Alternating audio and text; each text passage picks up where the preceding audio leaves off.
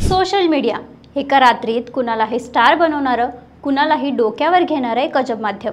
एक व्हायरल व्हिडिओने, एका हटके डायलॉगने तुम्ही शून्यातून थेट प्रसिद्धीच्या शिखरावर पोहोचू शकता. चंगळा बोले कुहू हा डायलॉग गेल्या काही दिवसांपासून आम्ही सगळ्यांनीच कुठेतरी ऐकला असेल, पाहिला असेल. या एका डायलॉगने शुभम माळवे नावाच्या इंदापूर तालुक्यातील डिकसळ गावच्या एका सामान्य तरुणाला चंगळ्या म्हणून अख्ख्या महाराष्ट्रात इंस्टाग्राम वापरणाऱ्या प्रत्येक माणसापर्यंत पोहोचवलं.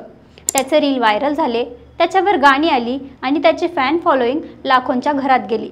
पण मित्रांनो, हीच प्रसिद्धी, हेच ग्लॅमर कधी कधी किती महागात पडू शकतं याचंच एक अत्यंत ताजं आणि धक्कादायक उदाहरण आता आपल्या समोर आलं आहे. याच चंगळ्यावर म्हणजे शुभम माळवेवर आणि त्याची आई निर्मला माळवे यांच्यावर पुण्यातील एका तरुणीने बदनामीचा, खोट्या आरोपांचा आणि मानसिक छळ केल्याचा आरोप करत थेट कायदेशीर नोटीस बजावली आहे. एका व्हायरल स्टारने प्रसिद्धीसाठी दुसऱ्याच्या आयुष्याचा खेळ मांडला आहे का? चंगळ्या आता खरंच कायद्याच्या कचाट्यात सापडला आहे का? आणि या संपूर्ण प्रकरणामागे नेमकं काय सत्य आहे?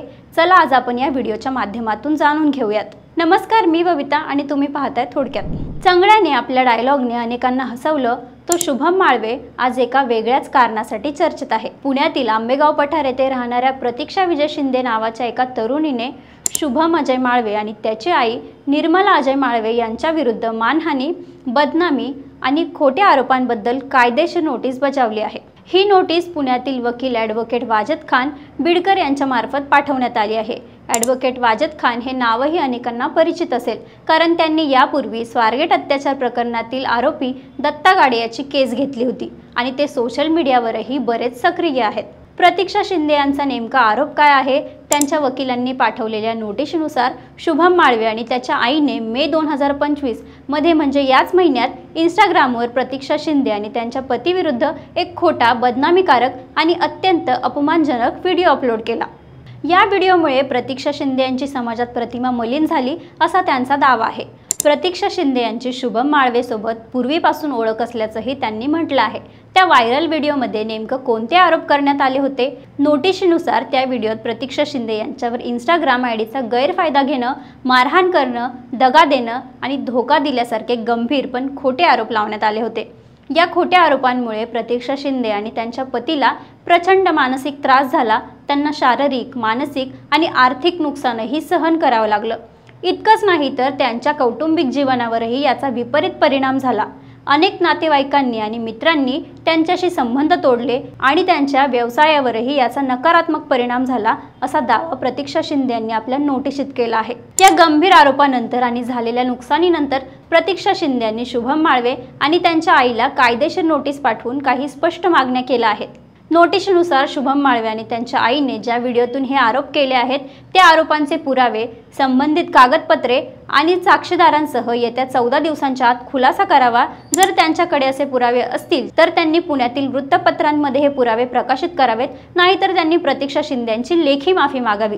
जर शुभम माळवे आणि त्यांच्या आईने या मागण्या पूर्ण केल्या नाहीत तर त्या प्रतीक्षा शिंदे यांच्या वतीने त्यांच्या विरुद्ध फौजदारी आणि दिवाणी कायद्याअंतर्गत न्यायालयात रीतसर तक्रार दाखल केली जाईल असा इशाराही या नोटीशीत देण्यात आला आहे. या नोटीसचा खर्च म्हणून 10,000 रुपये देखील माळवे कुटुंबाने द्यावेत अशी मागणी देखील करण्यात आली आहे.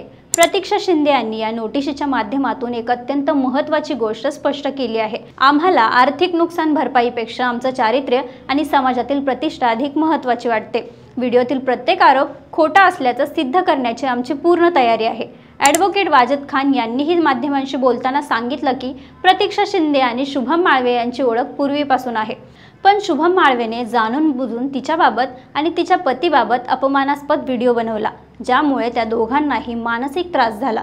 आता शुभम माळवे आणि त्याच्या आईला या नोटीशीला उत्तर देण्यासाठी कायद्याने काही दिवसांची मुदत मिळाली आहे. एका बाजूला चंगळ्या बोले कुहू म्हणून लाखो लोकांच्या चेहऱ्यावर हसू आणणारा, ज्याच्या डायलॉगवर गाणी बनवली, ज्याची फॅन फॉलोईंग प्रचंड आहे, तो शुभम माळवे आज एका कायदेशीर कचाट्यात सापडला आहे. सोशल मीडिया हे एक दुधारी शस्त्र आहे, हे पुन्हा एकदा या प्रकरणातून सिद्ध झालं आहे.